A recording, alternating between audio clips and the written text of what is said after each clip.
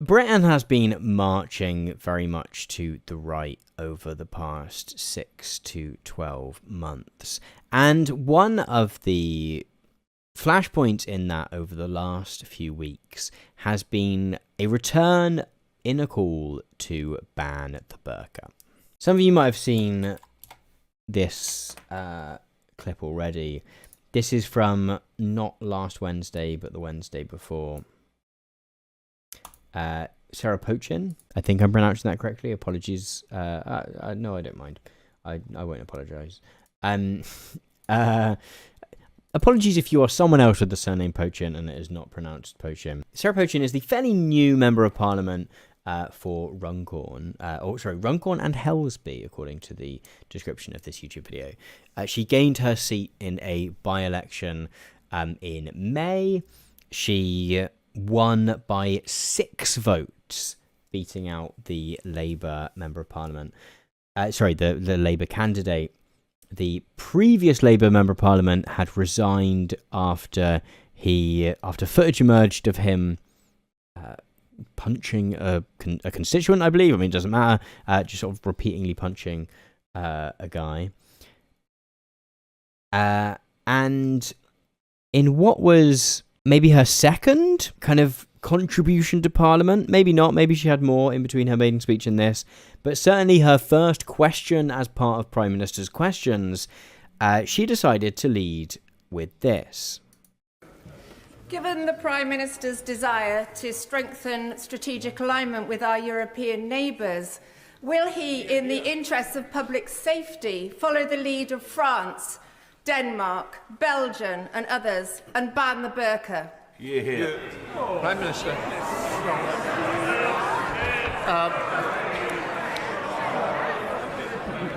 Can I welcome her to her place? Something which was met with quite a lot of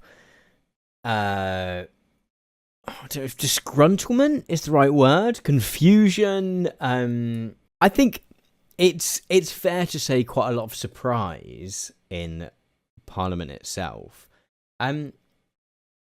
because this is kind of one of those right-wing cause célèbres which kind of felt like it had fallen into the past a little bit, right? That this was the kind of call, the kind of campaign that was of the kind of war on terror era, where there was a lot of fear and lots of prompted fear around, fear-mongering, I guess, around Muslims, and in which there was a lot of ignorance, right? And it sort of felt as though we had long moved past this. And so when Sarah Pochin got up to kind of make this comment, it caused a little bit of a stir, not only in the House of Commons here, but outside of it too. I'm just going to play the clip one more time. Given the Prime Minister's desire to strengthen strategic alignment with our European neighbours, will he, in the interests of public safety, follow the lead of France, Denmark, Belgium and others and ban the burqa? Yeah. Prime Minister. And I think it's worth picking up specifically on part of what she says there, which is on the grounds of safety as well.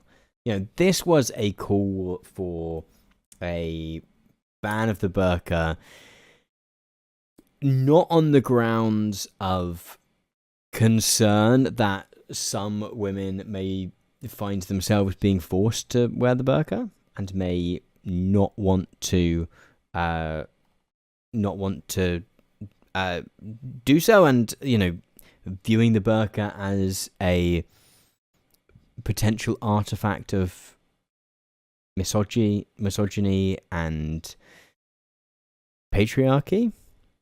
And the debate there is very much out,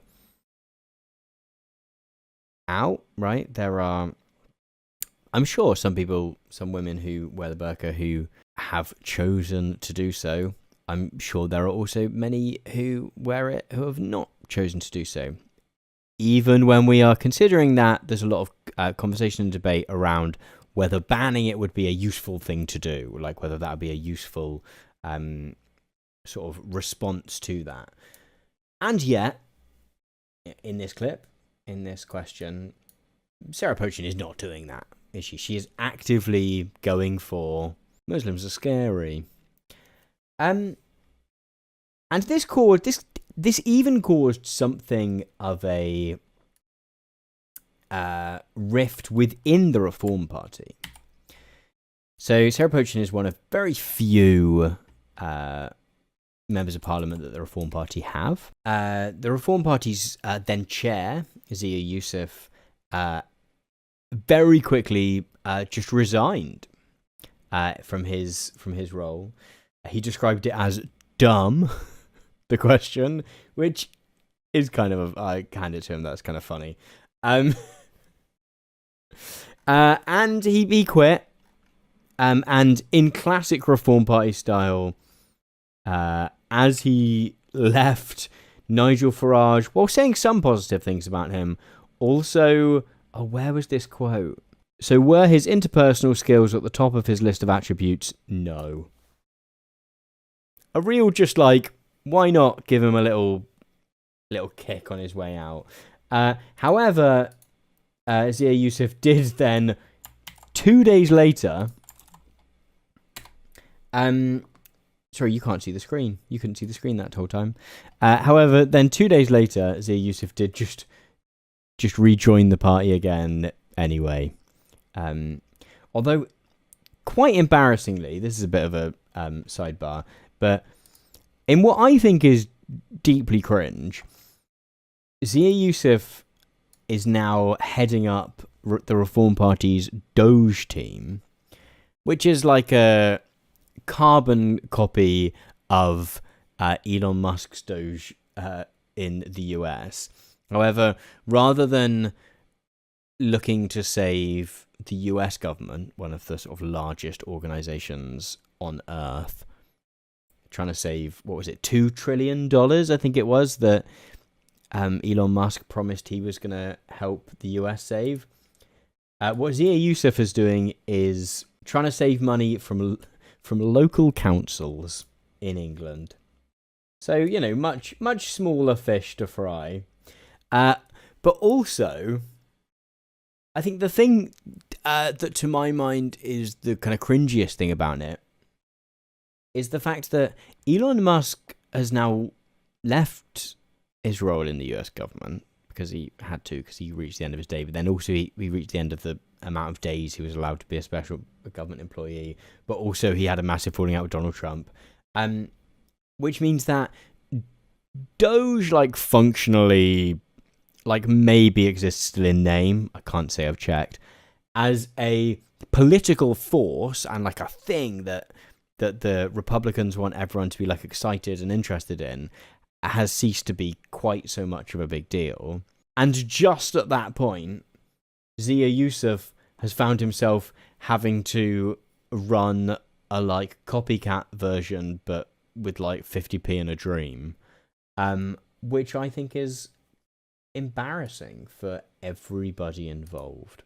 But I wanted to talk a little bit about this anyway, because if this is going to return to the forefront of British politics as an issue, I think it's worth giving the topic some context, not only in terms of whether it does actually present a great threat, like whether women wearing the burqa does present some great threat to Brits in some way, as Sarah Pochin suggests, but also how should the policing of religious attire kind of exist in the UK? And is the idea of banning the burqa, even if that was something that an MP wanted to do, how does that tie in with the broader kind of system of political norms and etc.? I mean, it's worth saying that she also, where can I find this? So last Tuesday, so the Reform Party have, I believe, clarified that banning the burqa is not an official policy of theirs. However, Sarah Pochin has kind of defended her call. You said it was in the interest of public safety. Yes. The statistics are, British Future, the think tank, thinks that between 3,000 and 5,000 Muslim women wear the burqa. So it's not a huge proportion of Muslim women. Why is it a threat to public safety? Do you know, can I just say to you, after I'd raised that question, a policeman stopped me and said, thank you. Thank you for raising these issues. Because Why? how do they do their job? How do they know who the terrorists are? We know that they're male terrorists put burqas on to be in disguise. Now, the point is, I'm not saying that happens all the time, of course. Oh. Like, that is where we're coming from. Like, it is 2002 again. Like, in Sarah Pochin's mind, it is about 2002, and she's living some sort of like war on terror hysteria about, a woman in a burqa might actually be a terrorist. This is quite something. I mean, did a policeman pull her to one side and say thank you? I don't know. Maybe it did. Maybe they did. The statistics are, British Future, the think tank, thinks that between 3,000 and 5,000 Muslim women wear the burqa. So it's not a huge proportion of Muslim women. Why is it a threat to public safety? Do you know, can I just say to you, after I'd raised that question, a policeman stopped me and said, thank you. Thank you for raising these issues. Because Why? how do they do their job? How do they know who the terrorists are? We know that they're male terrorists put burqas on. But also, they don't know who the terrorists are by just like walking around the street and go, yeah, that one's got the what's the word? That one's got the cheekbones of a terrorist. That person's got the lips of a terrorist there. That's not how it works anyway. Disguise.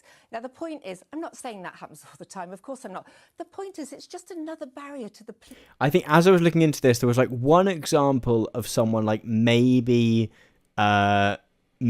doing something... Like, they couldn't disprove that someone didn't escape the country by wearing a burqa, but also there's no proof that they did.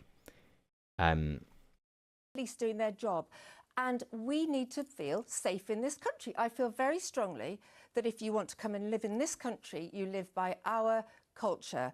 And we will respect yours.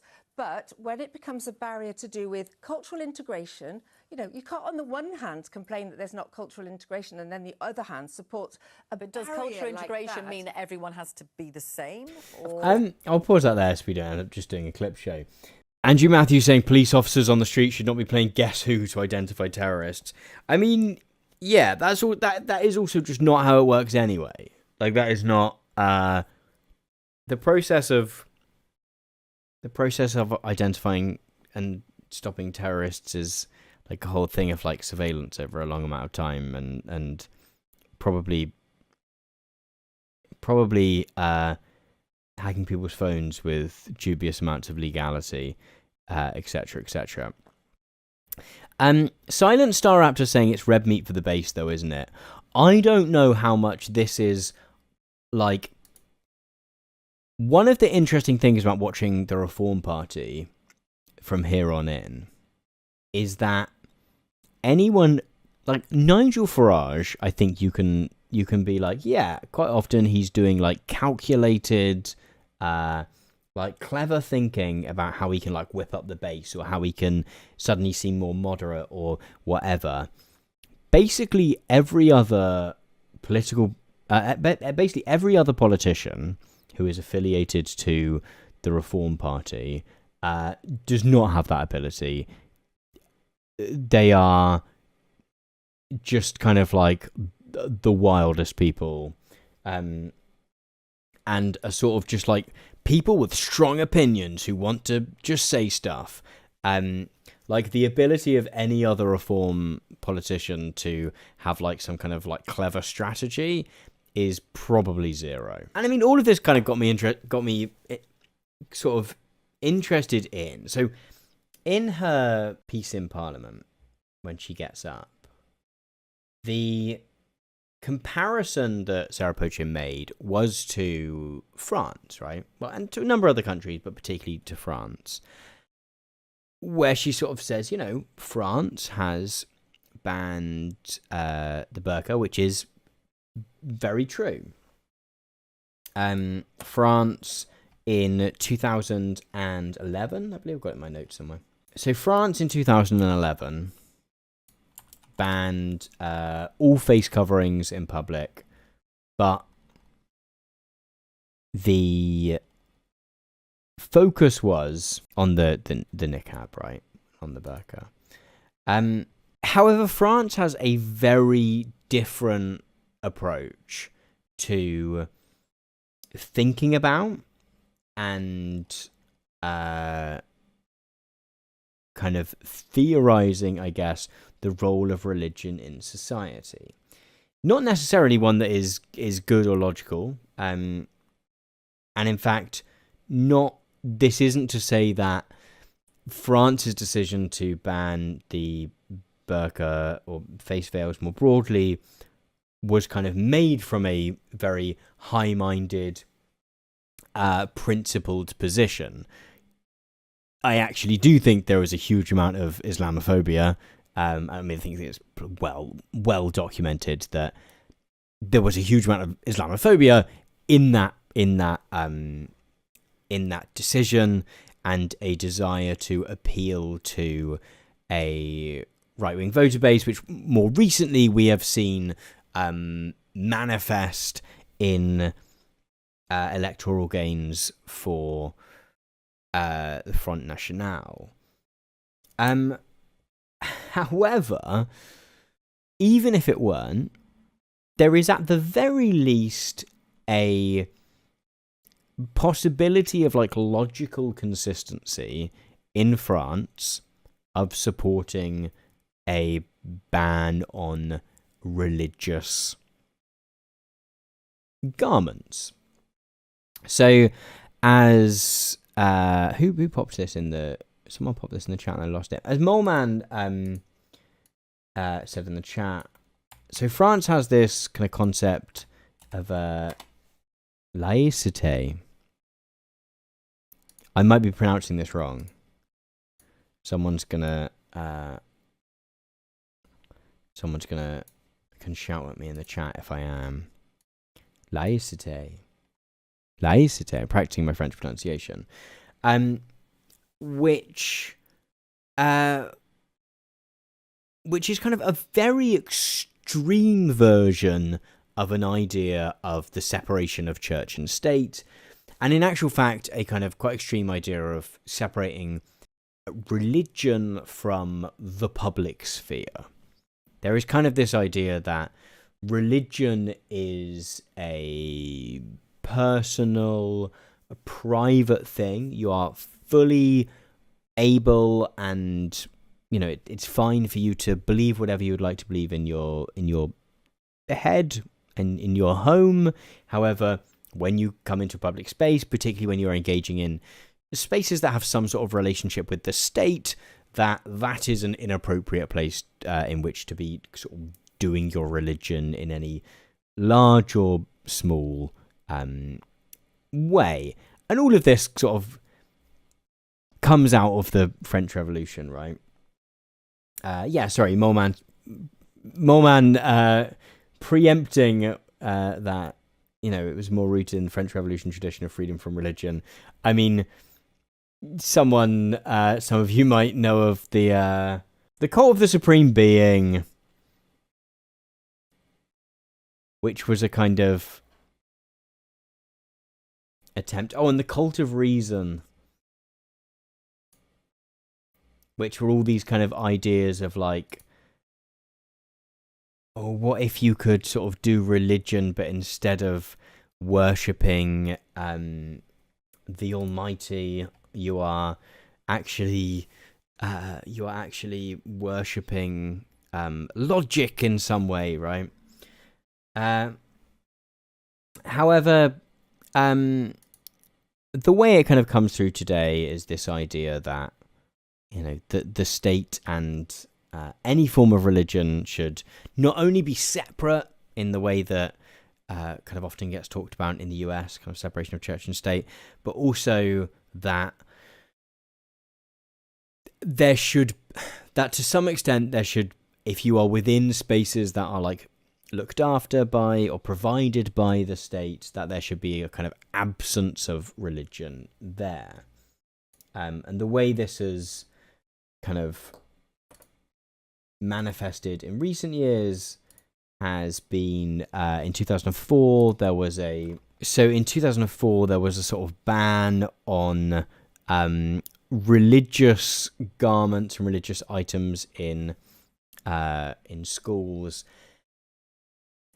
And as we've seen with a lot of these things, the focus was very much on items of clothing that Muslims might be wearing, so on face coverings, on headscarves, and the like. Even though, like, technically what you're catching in the crossfire is also that you sort of maybe can't wear a cross openly, or you can't wear a skull cap. Like, you can't sort of do all these other things as well. And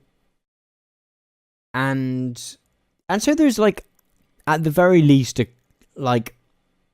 so the way the concept gets implemented is very much not this kind of equal opportunities or religion is banned kind of thing. In fact, a couple of years ago, Emmanuel Macron banned a kind of slightly sort of looser style of, let me see if I can find this, of here we go, of robe called an abaya, which I was not aware of before I was kind of doing my rooting around this topic, which is kind of like floor length, arm length kind of robe. However, as the columnist here kind of points out, a lot of women, young women at school who were wearing what was perceived to be an abaya were actually wearing items of clothing sort of as an abaya that they had bought from like high street stores. And so you get this scenario in which, well, if like a white young woman is wearing the exact same item of clothing, that's like okay. However, if it's like a Muslim student who is wearing it, suddenly that comes under suspicion, and that becomes like and so you end up, as with all of these bans, and many of these implementations of the concept of laïcité in France, you don't get an equal opportunities ban of like religious garments or iconography. What you actually get is something that is quite targeted. However, there is, at least in theory, a way that you can argue that, right? That it is at one extreme, this kind of particular way of dealing with the separation of like how it's a particular way of dealing with what role you want religion to play in public life. Is that one extreme way is to say, no, if you are in either public space or a space that is provided for by the state in some sort of way, then no religion whatsoever. In the middle somewhere, you perhaps have the US, where in theory at least, the US government is not able to establish an official state religion. But in the US, the focus, at least theoretically, is about enabling people to follow whichever religion they would like, right? Where France is a bit more like, whoa, keep it indoors. The US, it's a bit more about enabling people to follow and publicly follow their whatever religion they would like. I mean, the US is an interesting case in that there are many quite prominent, quite mainstream political parties who would like for the separation of church and state to not be there. You know, as much as they would, as much as a lot of Republicans like to talk about the First Amendment a lot, actually many of them are not actually that fussed by it when it comes to their own religion. So there was for example, there was a law that was blocked by US District Judge in November because Louisiana had tried to implement a law which would force schools, I believe I'm right in saying, or every public school classroom to display a poster of the Ten Commandments. This bill mandates the display of the Ten Commandments in every classroom in public, elementary, secondary, and post-education schools in the state of Louisiana. Because if you want to respect the rule of law, you got to start from the original lawgiver, which was Moses. That's right. Amen. All right. God gave, Moses received. That's right. He got his commandments from God, and then he wrote them on for us. All right. If you had ever been lucky enough to So the US again theoretically has strong rules surrounding the relationship between the state and religion. But the UK has no such thing, right? In fact, the UK has a state religion and a state church. King Charles is not only King Charles of Great Britain and Northern Ireland, but is also Supreme Governor of the Church of England. I think recently I suggested that in a stream, I suggested that the king or the queen or whoever, the monarch of whatever time, is the leader of the Church of England. I think I was corrected that technically Jesus is the leader of the Church of England. The monarch is only the supreme governor. As Kay Morton saying in the chat, the UK also has quite a lot of church schools. 4,632 schools in England are Church of England schools, and you know it's worth saying that these are pretty standard local schools. You know, there are many places where you might live that the Church of England, the local Church of England school is like just your local school, right? This is not for anyone watching that is not in the UK, like that is not like some niche special thing that you have picked. There are plenty of just like local primary schools in particular that are just the local school for a particular area, and it happens to be a Church of England school.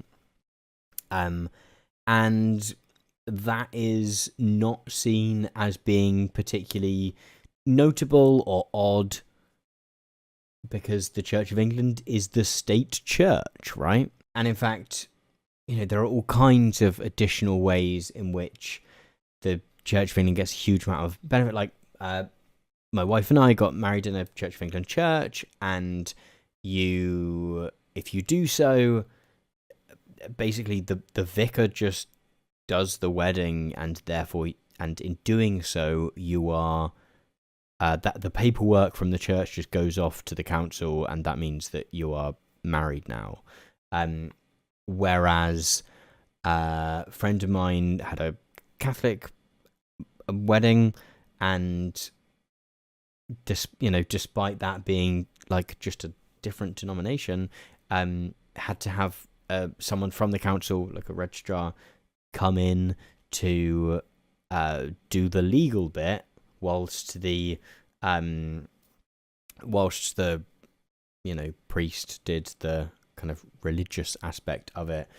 And also, the big one is probably as things stand, and I don't think there is anything particularly likely to change about this with the upcoming reforms. There are 26 bishops of the Church of England who sit in the House of Lords solely by virtue of their role of being bishops.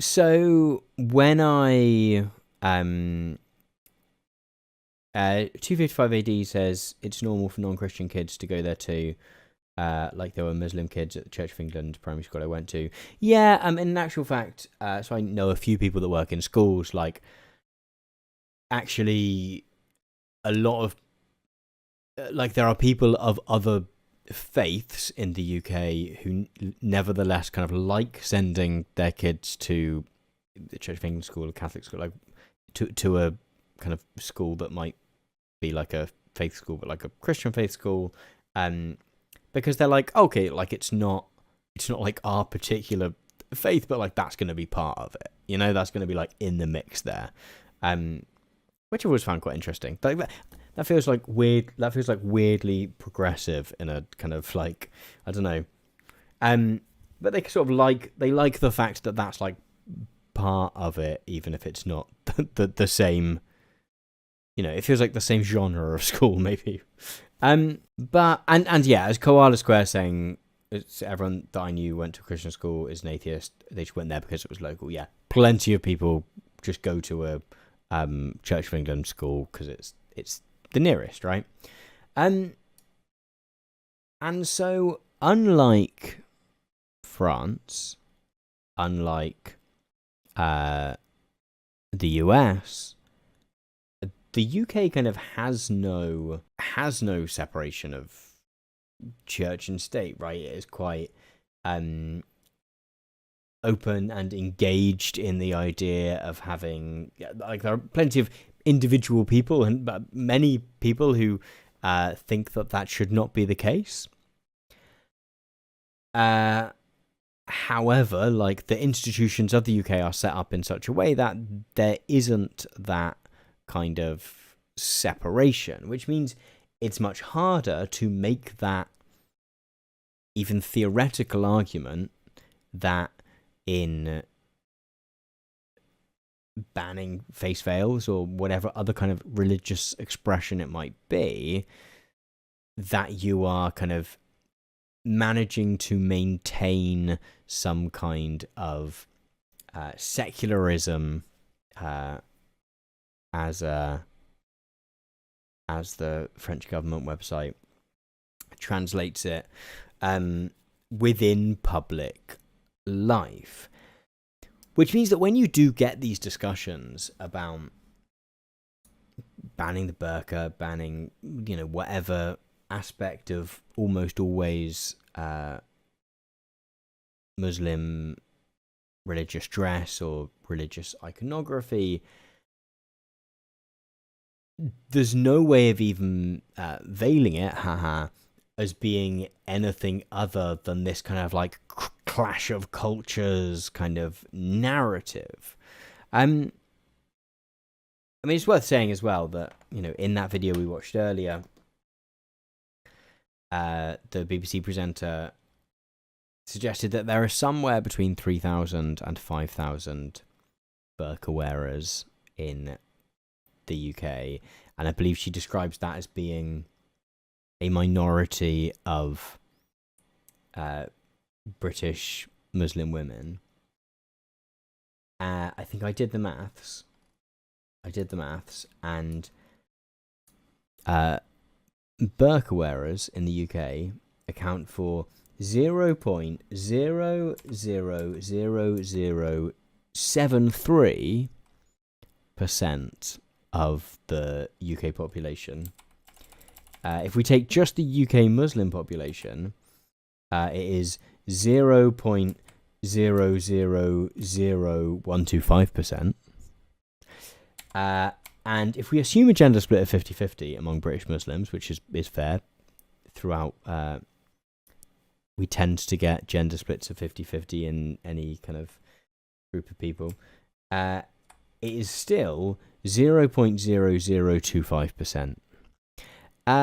So it's also, I mean, as Eric's saying in the chat, not particularly relevant either. There's just not, it's just another one of those things where we get, not only is it difficult to substantiate an argument for it within kind of the ways in which we think about the role of religion in society in the UK, it's also just such a tiny group of people. But even if we do have situations, which we very likely do, right, whereby women are being forced to wear the burqa, and I don't think we should just assume that everyone is. I think that is only to further take away agency from women and to find yourself in a situation where women are feeling like are being told what to wear. The danger is that actually what you do is you push people out of public life. That the response to a ban of face coverings, a ban of veils, the danger is that the response isn't that someone, or someone's husband, if they are in a situation where there is a woman who's being forced to wear a face covering, the danger is that you don't have a situation where they go, okay, well, you can stop wearing it now. But actually what happens is it's, okay, well, we'll homeschool you and you won't go into school. And all that you've really done is managed to exclude someone from school. Like you've not successfully done a feminism. And if someone is in a situation where they are in an abusive environment, you've also then taken away the social connection they might have to a institution outside of their family, whereby someone might be able to support them. And as everyone is saying in the chat, like, it